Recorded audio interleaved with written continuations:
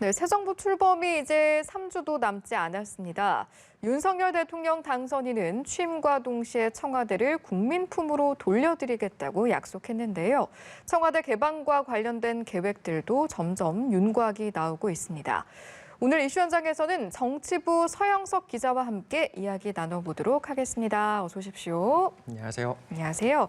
서영석 기자, 방송국에서 보는 건 굉장히 오랜만입니다. 네, 현장에서 바쁘게 뛰고 있습니다. 그렇죠. 네. 저희 이제 방송 들어가기 앞서서도 잠시 이야기 나눴는데 대선 끝나고 지금 인수위 취재 때문에 한창 좀 정신이 없을 것 같아요. 네. 근데 이렇게 출연까지 해서 더 정신이 없는 것 같아요. 네.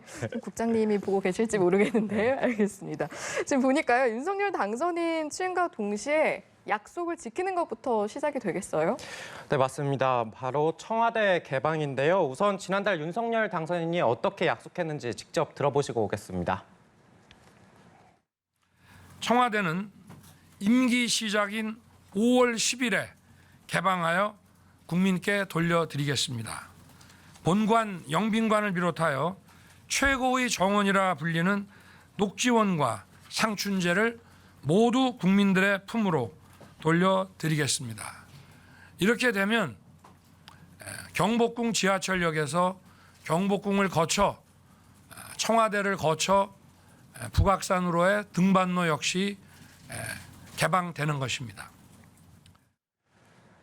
네, 결국 대선 당시 약속했던 광화문 집무실 약속은 용산으로 바뀌었지만 청와대를 국민에게 돌려주겠다는 약속은 딱 때가 맞춰서 지키게 된 겁니다.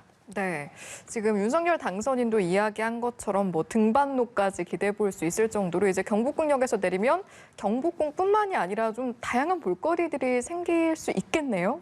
네, 5월이 가정의 달이라고 하잖아요. 뭐 어린이날도 있고 어버이날, 스승의 날까지 막 어디 갈 데가 많은데 대표적인 관광 코스로 자리 잡을 것 같습니다. 네. 보통 이제 뭐 경복궁을 간다 치면 광화문을 거쳐서 근정전 둘러보고 또 경의로 둘러보면 거기서 이제 사진 찍다가 끝이 나기 마련인데 네. 이제 청와대가 본격적으로 개방을 하게 되면 경복궁 뒤에 신무문이라고 뒤에 끝문이 있거든요. 여기를 나가게 되면 청와대 정문과 함께 본관이 딱 펼쳐지게 됩니다. 네. 여기까지 쭉 이어지게 되고 또 안에 정원이 아름답기로 유명한 녹지원, 상춘제까지 이어져 있기 때문에 뭐 북악산 상층로까지 이렇게 걷다 보면 뭐 반나절은 걸리지 않을까 그런 코스가 생기게 됩니다. 네. 거리가 또 이렇게 꽤 되다 보니까 전용 스마트폰 앱도 이제 출시가 될 거거든요. 여기서 뭐 길 안내를 해주는 건 물론이고요. 여기서 또 주변 볼거리도 소개해 줄 거라고 합니다. 네, 봄꽃이 지기 전에 이제 국민들께 돌려드리겠다라고 했는데 5월 10일이면 그게 실제로도 가능해 보입니다. 그런데 사실은 청와대가 지금도 이제 국민들이 나 보고 싶어라고 하면 못 보는 건 아니잖아요, 그렇죠? 그렇죠. 못 보는 건 아닌데 본 사람은 드문 것 같습니다. 맞습니다. 혹시 다녀오신 적 있으신가요? 한 번도 없습니다. 저도 아직 없는데요. 네. 지금 청와대 관람 신청은 할 수가 있는데 다만 이번 개방과 차이점이 많아서요. 시간대만 해도 오전에 2번, 오후 2번 이렇게 하루 4번으로 제한돼 있고요. 그다음에 요일도 화요일부터 금요일까지 또 토요일은 격주로 운영이 되고 있습니다. 뭐 단체 인원 경우도 200명으로 제한이 되고 있는데요. 이렇다 보니까 주변에서 청와대를 실제로 본 일반 국민은 이렇게 드물거든요. 그래서 네. 확실히 이번에 청와대가 온 국민에게 개방이 되고 나면 청와대가 어떻게 생겼는지 얼마나 아름다운지 아는 그런 국민들이 확실하게 늘어날 거로 보입니다. 네, 맞습니다. 아니 사실은 이제 뭐 서영석 기자나 저나 연합뉴스TV가 청와대가 굉장히 가까운데 저희도 이제 안 가본 걸 보면 그쵸? 일반 국민분들도 안 가보신 분 굉장히 많고 또 한편으로는 심리적인 거리감 있잖아요. 왠지 그냥 쉽게 들어가긴 좀 어려운 느낌? 개방된다고 해도 어떻게 들어가지 하는 분들도 많으실 것 같거든요. 그냥 여의도공원 가듯이 이렇게 쭉쭉쭉 걸어가서 들어가면 되는 겁니까? 사실 그렇게 되면 가장 좋은데 네. 초창기에는 어느 정도 얼마나 많은 사람들이 몰릴지 모르기 때문에 예측을 더 하기 위해서 예약 시스템을 도입한다고 합니다. 뭐 스마트폰을 쓰는 사람이면 다들 뭐 사용하고 계실 텐데 카카오톡이나 네이버 예약 시스템 이렇게 협업을 하고 있고요. 이런 예약을 통해서 인터넷 홈페이지에서도 쉽게 예약을 할 수 있다고 하고요. 뭐 지금 인터넷 검색창에서 청와대 개방을 검색해 보시면 제일 먼저 보이는 사이트가 청와대 국민품으로이거든요. 네. 이제 이것과 연계가 돼서 거기에 들어가시면 시간대를 선택하고 날짜와 시간대를 선택하고 내가 가고 싶은 때 청와대 가고 싶다고 그렇게 예약을 할 수가 있다고 합니다. 뭐 아직 예약 페이지가 정식적으로 오픈이 되진 않았어요.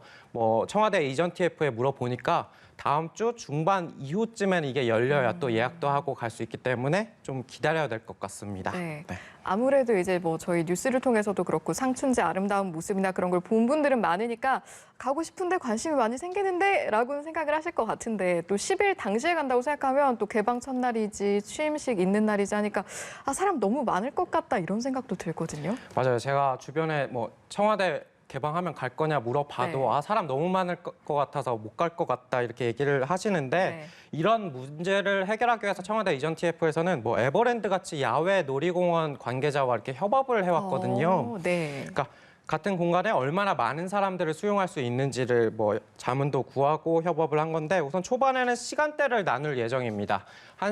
시간대를 뭐 2시간씩 나누게 되고요. 네. 여유 있게 천천히 걷는다는 걸 가정했을 때 1시간 30분 정도가 걸릴 걸 가정을 하면 2시간이면 충분하다고 생각이 되고 이 2시간 단위로 예약자를 봤는데 한 타임에는 한 번에 한 6천 명 정도에서 7천 명 정도 선을 지금 네. 생각하고 있다고 합니다. 아까 전에 청와대 네. 지금도 갈 수 있다고 하는데 뭐 네. 단체 예약 같은 경우 200명까지라고 했으니까 아. 훨씬 많은 인원이죠. 그러게요. 또 내부 관리와 정비 등을 위해서 하루에 12시간 정도를 개방하는 걸 초반에는 계획하고 있다고 합니다. 12시간 개방이면 뭐 그 10일 땡 되면 자정부터 정오까지는 또 아닐 것 같고 언제부터 언제까지 개방을 하게 될까요? 뭐 그렇게 제일 먼저 가보고 싶은 분들도 분명히 계실 것 같은데요. 네네네. 이게 그 전까지는 청와대 계신 분들의 업무도 유지가 돼야 되고 하기 때문에 준비할 시간이 좀 필요합니다. 그래서 우선 첫날인 10일 대통령 취임식이 11시에 있거든요. 네.